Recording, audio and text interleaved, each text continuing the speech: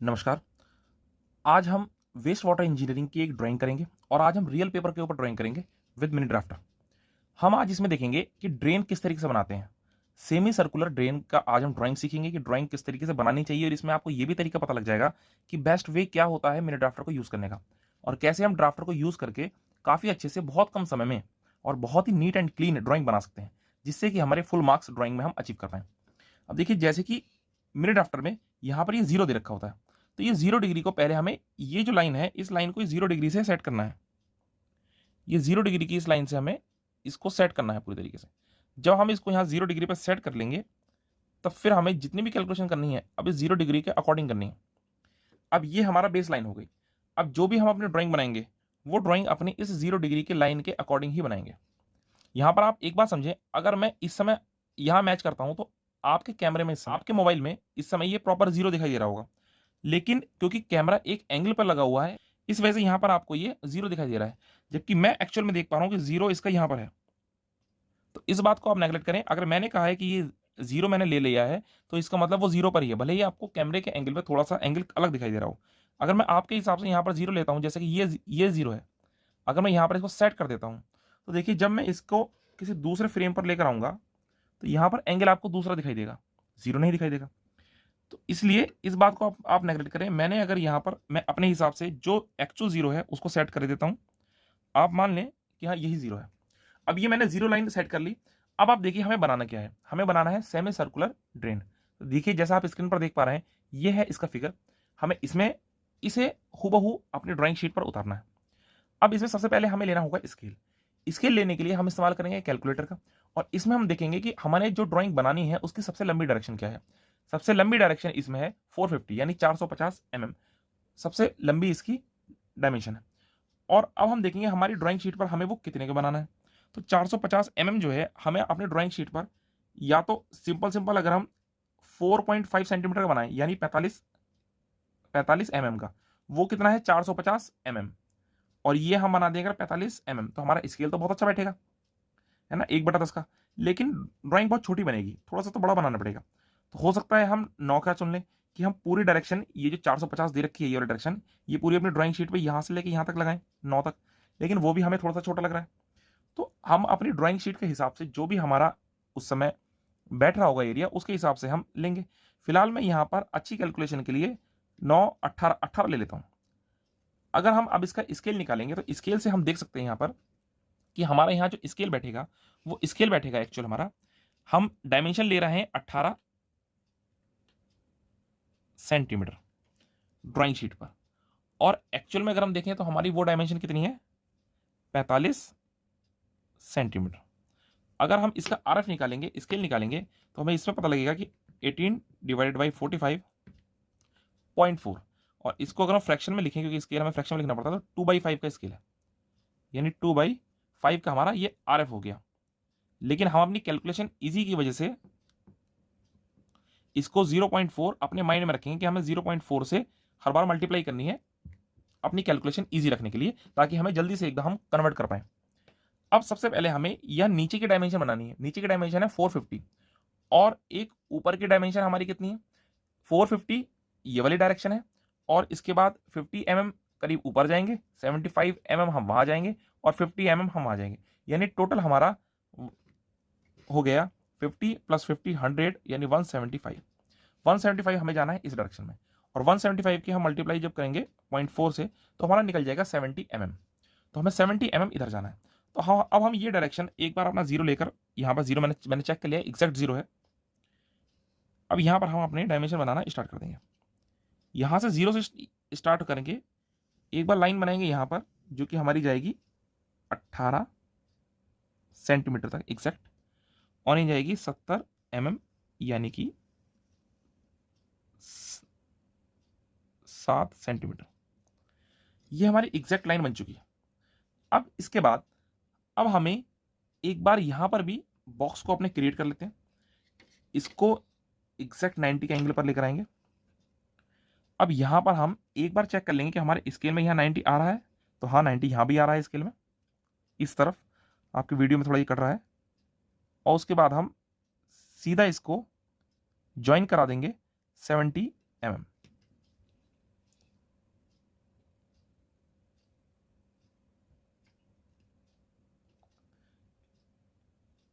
70 mm यहाँ पर हमारा ये ज्वाइन हो जाएगा। ये रहा 70 mm। अभी हमारा एक फ्रेम रेडी हो चुका है। अब इस फ्रेम पर हम वर्क करने के लिए तैयार हैं। यहाँ से हमें 100 mm छोड़ना है, और 100 mm का मतलब हो गया डिवाइड बाई मल्टीप्लाइड बाई 0.4 यानी 40 mm।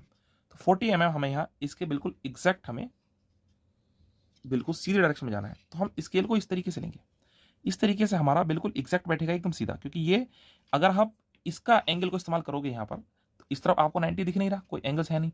और अगर आप इसके भी 90 के एंगल को इस्तेमाल करते हैं तो हल्की सी मिनी ड्राफ्टर में एरर आ जाती है। जब हम एक प्लेस पर इस्तेमाल करते हैं, हम ज़्यादा दूरी पर आगे खिसक जाते हैं हल्की सी एंगल में, तो हल्की सी एंगल में, डिग्री में तो नहीं लेकिन मिनट में ज़रूर चेंज हो जाता है। तो इसलिए हम इसका जो एग्जैक्ट 90 का स्केल है उसका इस्तेमाल करेंगे। यहाँ से हम इसको देखिए एग्जैक्ट वो आगे भी मैच कर रहा है, और अगर आप देखें तो यहाँ से भी 90 और आगे भी बिल्कुल प्रॉपर 18 पे वो टच हो रहा है। तो यहाँ से हमारा बनेगा 40 mm का, 40 mm, ये बना 40 mm। अब यहाँ से भी 40 mm आना है, तो 18 से हम आ जाएंगे 40 mm यानी कि 14 तक। ये हम आ गए 14 तक। अब हमारा यहाँ तक का काम कंप्लीट हो गया। अब हमें इस डायमेंशन को थोड़ा सा नीचे लेकर आना है, और नीचे कहाँ तक लेकर आना है, यहाँ से नीचे से 50 तक लेकर आना है। तो सबसे पहले हम नीचे से 50 देख लेंगे कितना है, और इसको इसी तरीके से यहाँ पर प्रॉपर ये देखिए इस तरीके से कंप्लीट को देखकर एकदम एग्जैक्ट बैठ रहा है। अब यहां से हमें 50 mm छोड़ देना है। 50 mm का मतलब है यहां से 50 मल्टीप्लाइड बाई 0.4 यानी हमें टोटल 20 mm यहां पर छोड़ना है। यह 5 तक छोड़ देना है। तो हमारी जो लाइन आएगी वो ऊपर से यहां तक आएगी 5 तक, क्योंकि उसके बाद नीचे ये हो जाएगा 20 mm। और सेम हमें करना है इस डायरेक्शन में भी, सेम हमें यहां भी करना है। यहां पर देखिए इतना एग्जैक्ट, देखिए बिल्कुल 7 to 7 मैच कर रहा है एकदम एग्जैक्ट एकदम। यहां से आएगा 5 तक, इसमें यहाँ आएगा 2 तक एग्जैक्ट। अब देखिए यहां तक हमारा पूरा हो चुका है। इसके बाद ये जो एक लाइन ये वाली खींचेगी, ये इसका कोई इतना ज़्यादा रोल नहीं है, ये आप कितनी भी डायरेक्शन में ले सकते हैं। थोड़ा बहुत ऊपर आपको लेना चाहिए ये वाली डायरेक्शन, हल्की सी ऊपर लेकर आप ये डायरेक्शन ले सकते हैं बिल्कुल। लेकिन एग्जैक्ट 0 का ध्यान रखें, आप 0 हो, और आप यहाँ पे कहीं भी एक यहाँ लाइन और एक यहाँ पर, इसको तो आप कहीं भी ले सकते हैं ये। और इसके बाद ये नीचे आपका मोटार लगा हुआ है यहाँ, और इस मोटार के लिए आपको यहाँ डबल लाइन बनानी होगी। ये चाहे तो आप इसी लाइन को एक बार बनाकर, और इसी लाइन को आप थोड़ा सा डार्क करते हैं पेंसिल को आपकी बार सीधी करके, एक एंगल पकड़ लें, दूसरा फिर एंगल पकड़ लें दूसरा, तो ये आपकी थोड़ी सी डार्क लाइन बन जाएगी। अब यहाँ पर इसके बाद हमारा मेन काम आता है ऊपर का। ऊपर देखिए यहाँ पे एक स्लोप दे रखा है। अब इस स्लोप किस तरीके से बनेगा, यहाँ पे ये स्लोप आना है, ये स्लोप किस तरीके से बनेगा। तो ये स्लोप बनाने के लिए हमें ये देखना है, स्लोप दे रखा है 1/10 का, और ये स्लोप जो होता है ये इस तरीके से होता है। ये 1/10 का स्लोप है, इसका मतलब ये हमेशा tan थीटा में होता है। तो 1 इधर है और 10 इधर है, ये 1/10 का स्लोप है। तो 1/10 में हम यहाँ पर ये एंगल निकालेंगे, थीटा एंगल कितना है। तो थीटा एंगल किस तरीके से निकलेगा, ये हमारी ये 1/10 को हम 10 निकाल लेंगे, 10 इनवर्स, ये हमने करा 10 इनवर्स। देखिए ये क्या है, ये इस तरीके से है कि tan थीटा बराबर हो गया 1/10, ये इस तरीके से है। अब जब हम इसको थीटा की वैल्यू निकालनी होगी तो यहाँ पे जाकर tan इनवर्स हो जाएगा 1/10। तो tan इनवर्स में हम निकालेंगे 1/10। वैसे कैलकुलेटर में ये वाला लास्ट वाला ब्रैकेट लगाने की जरूरत नहीं होती, अगर आप नहीं भी लगाएंगे तो भी ये आपको वैल्यू सेम देगा। लास्ट का ब्रैकेट बंद करने की जरूरत नहीं होती, फिर भी बेटर रहता है कि प्रैक्टिस में रहे। अब यहाँ पर एंगल आ गया 5.7, 5.7 का हमारा एंगल आ गया, यानी कि लगभग हमारा 6 के आसपास पहुंच गया। अब इससे क्या है, हमारा बहुत आसान हो जाएगा। हमें सीधा लंबाई देखनी है कितनी है। तो यहां से हमारा ये टोटल डिस्टेंस कितनी रह गई है, टोटल डिस्टेंस देखिए यहां से चलना है हमें 50 और इधर से चलना है 50। एंगल इतना ज़्यादा है नहीं कि हम 50 चलेंगे तो हमारी लेंथ खत्म हो जाएगी, इतना कोई हमारे पास एंगल है नहीं ज़्यादा। तो इसलिए हम क्या करेंगे, सीधा इसको स्केल में कन्वर्ट करेंगे पहले 50, और अभी हमने वैसे पीछे कन्वर्ट किया ही था तो इसका आंसर 20 आना है। तो हम 20 सेंटीमीटर चलेंगे इस तरीके से, और कितने डिग्री पे चलना है, 5.7। तो 5.7 का डिग्री का हम एक मान ले लेंगे, जैसे ये है 0, ये एग्जैक्ट 0 है।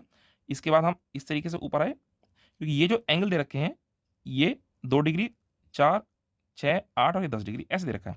तो हमें यानी कि आना है, ये रहा 2 डिग्री, ये रहा 4 डिग्री, और ये रहा 5, और ये रहा 5.7 लगभग यहाँ आएगा, यहाँ करीब आएगा। वहाँ आपको हो सकता है वीडियो में ये एंगल कुछ अलग दिखाई दे, लेकिन इसके बारे में हम पहले डिस्कस कर चुके हैं। अब ये यहाँ पर है आपका, और ये यहाँ से बनना शुरू होगा लगभग 20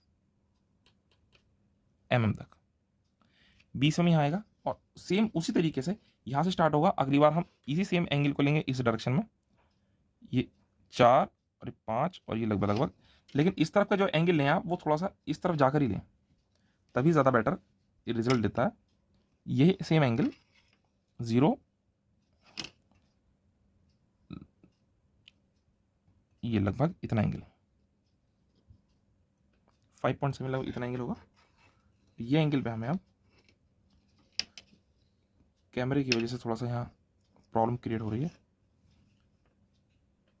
देखिए ये हमें इस डायरेक्शन में ऐसे बनाना है एंगल, लेकिन यहाँ पर जो कैमरे का ट्राइपॉड वगैरह है वो आ रहा है, तो इस वजह से ये वाला स्केल मैं यहाँ इस्तेमाल नहीं कर पा रहा हूँ। तो इसलिए मैं इसको इस स्केल से इस्तेमाल कर रहा हूँ। अब इस स्केल से हम कैसे इस्तेमाल कर लेंगे इसको, सबसे पहले हम यहाँ पे इसको देख लें कि यहाँ पे 90 का एंगल कितना है। यहाँ पर 90 का एंगल ये बैठ रहा है, यहाँ ये एंगल बैठ रहा है हमारा, यहाँ ये एंगल बन रहा है 90 के हल्का सा आगे। तो इसको अब हम यहीं से ही किसका आगे 0.7 पर पहुंचा देंगे, और अब हम इससे ही लाइन ले लेंगे यहाँ पर सेम, ये 20 mm की लाइन। अब ये बीच में हमारा केवल एक सर्कल बनाना रह गया, और ये सर्कल हमारा बनेगा जिसकी रेडियस होगी 75 के लिए। अब 75 यानी कि 150 की उसकी रेडियस होगी मल्टीप्लाइड बाई 0.4, तो 60 यानी 60 mm करीब हमारा बीच में यहाँ बचेगा। अगर हम देखते हैं, देखिए एग्जैक्ट हमारा 60 mm बीच में बच रहा है, ये एग्जैक्ट 60 mm हमारा यहाँ बीच में बच पा रहा है। इसका मतलब है कि हमारा कैलकुलेशन जितनी भी हम करते हुए आए हैं वो सारी कैलकुलेशन हमारी एग्जैक्ट बैठ रही हैं। यहाँ से पूरा प्रॉपर 60 mm है, और यहाँ से हम इसको इन दोनों के बिल्कुल बीचों बीच मिड में, जैसे यहाँ ये बैठ रहा है हमारा 60 mm, तो हमारा इसका जो बीचों बीच मिड होगा 3 mm, यहाँ पर एक डॉट लगाएंगे, और यहाँ से प्रकार में चाप भरकर यहाँ चाप लगा देंगे। फिलहाल मेरे पास कंपास मुझे मिल नहीं रहा है, प्रकार मिल नहीं रहा है, तो इस वजह से मैं इसको फिलहाल हाथ से बना देता हूँ। यहाँ से पॉइंट लेकर आप इसमें एक आर्क लेकर, एक चाप भरकर एक लेकर 3 सेंटीमीटर का इस तरीके से ही बन जाएगा। फिलहाल मैंने इसको हाथ से बना दिया। अब इसके बाद यहाँ तक हमारा काम पूरा होता है। अब सीधा बात आती है पैटर्न की। अब पैटर्न में हमारा एक बनेगा ब्रिक पैटर्न। ब्रिक पैटर्न जो बनेगा हमारा वो बनेगा 45 के एंगल पर। तो 0 डिग्री ये रहा, हम यहाँ गए 45 के एंगल पर। 45 के एंगल पर हम यहाँ पर लाइन बनाना शुरू कर देंगे। और अगर हमें इक्वल लाइन बनानी है सारी, तो हमें स्टार्ट करना होगा यहाँ से। हम यहाँ से स्टार्ट करेंगे, और ये इससे क्या होता है ना, हमारे ये जो स्केल के बीच का हिस्सा होता है पोर्शन, ये इससे हमें आसानी हो जाती है काफ़ी ज़्यादा समझने में कितनी दूरी है। हमारी इक्वल दूरी बैठती है, हमें बार बार नापनी नहीं पड़ती। पहली लाइन यहाँ आई, अगली लाइन के ये जो हमारा डिजिट लिखी है ना यहाँ आ गई। अब इसके बाद अगला आप जो पैटर्न लें वो ऐसे ले लें, जो यहाँ बीच में स्केल आ रहा है, ये जो लाइन्स आ रही है, कोई सा भी एक मार्जिन आप बीच मान लें, इसको मान लें, इसको मान लें, आपकी मर्जी है। फिलहाल हम इसको मान लेते हैं। तो यहाँ पर एक पैटर्न इस तरीके से। अब नेक्स्ट लाइन हम यहाँ पे इसको मानेंगे बेस लाइन। अब इस लाइन के यहाँ पे इस तरीके से हम आगे लेके चलेंगे। यह पैटर्न, अगर आप इस डायरेक्शन में चलेंगे तो आपको ज़्यादा कैलकुलेशन नहीं करनी पड़ेगी, और पैटर्न देखने में भी काफ़ी अच्छा लगेगा। ये बन गया यहाँ पे हमारा ब्रिक पैटर्न। ये यहाँ पर दूरी, अच्छा यहाँ पर ये वाली ले ली गई, और यहाँ पर ये वाली ले ली गई। हाँ, कोई बात नहीं। इसमें देखिए आप इस बात का आप भी ध्यान रखें, यहाँ पर ली गई थी ये वाली इस वाली लाइन से, और जबकि यहाँ हमने ले ली है इस वाली लाइन से, तो इस बात का आप भी ध्यान रखें। फिलहाल इन दोनों के बीच में एक लाइन क्रिएट कर देते हैं।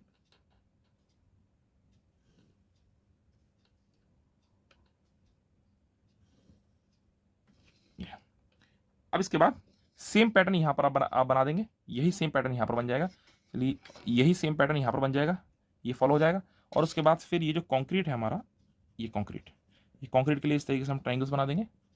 और बेटर होगा कि हम ट्रायंगल्स को फिल करें। ये हमारे प्रीकास्ट ब्लॉक है।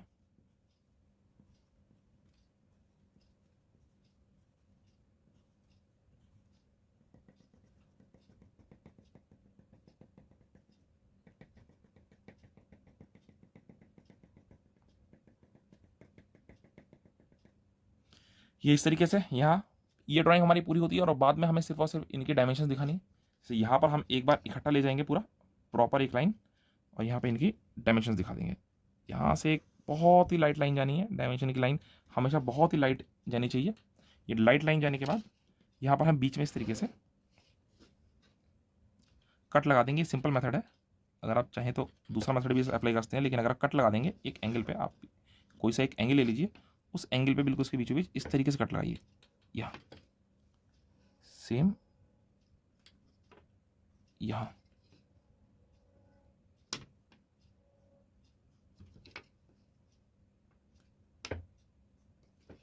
और एक कट लग जाएगा यहाँ सीधा।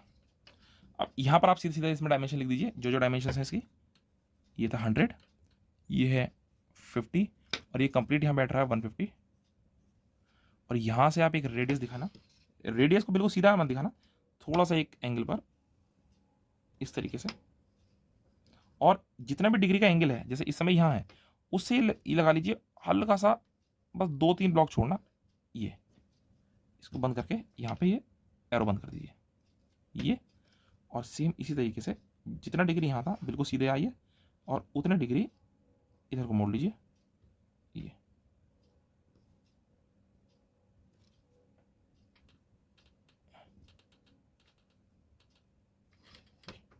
ये हमारा एरो तैयार। एरो कर देंगे फिल, ताकि अच्छा लगे एरो थोड़ा। और यहाँ पे लिख देंगे R बराबर 75। इसके बाद ये 150 हो गया। यहाँ पर भी इसकी डायमेंशन इसी तरीके दिखा के 50, इस टाइम 100 दिखाकर ये वाला पैटर्न ब्रिक पैटर्न बनेगा पूरा, ये मैशनरी पैटर्न यहाँ आएगा। उसके बाद ये कंक्रीट और ऐसी इस तरीके से एक लाइन बिल्कुल नीचे बेस लाइन चलाकर यहाँ यहाँ लिख देंगे 450। और सेम इसी तरीके से एरो बनाकर इसके भी, फिलहाल मैं इसमें रफ एरो बना देता हूँ। ये इसी तरीके के एरो बनाकर इसमें भी, और ये आपका कंप्लीट हो जाएगी ड्राइंग। यहाँ पर आप बस सीधा लिखनी रह गया कि ये जो हमारा कंक्रीट है, ये स्पेसिफिकेशंस लिखनी रह गई कंक्रीट की। ये 1:4:8 का कंक्रीट है और ये प्रीकास्ट हमारे ब्लॉक होते हैं। प्रॉपर ले जाइए इनको।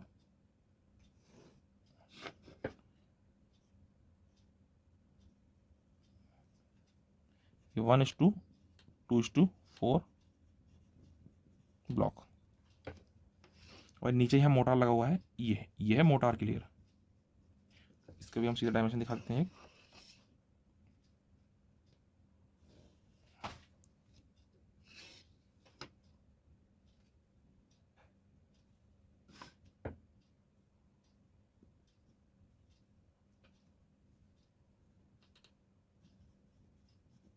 मोटार 1:4। ये कंप्लीट हो चुकी है हमारी इसकी पूरी ड्राइंग प्रॉपर। और उम्मीद करते हैं आपको ये समझ में आया होगा किस तरीके से हमें ड्राइंग बनानी है ड्रेन की।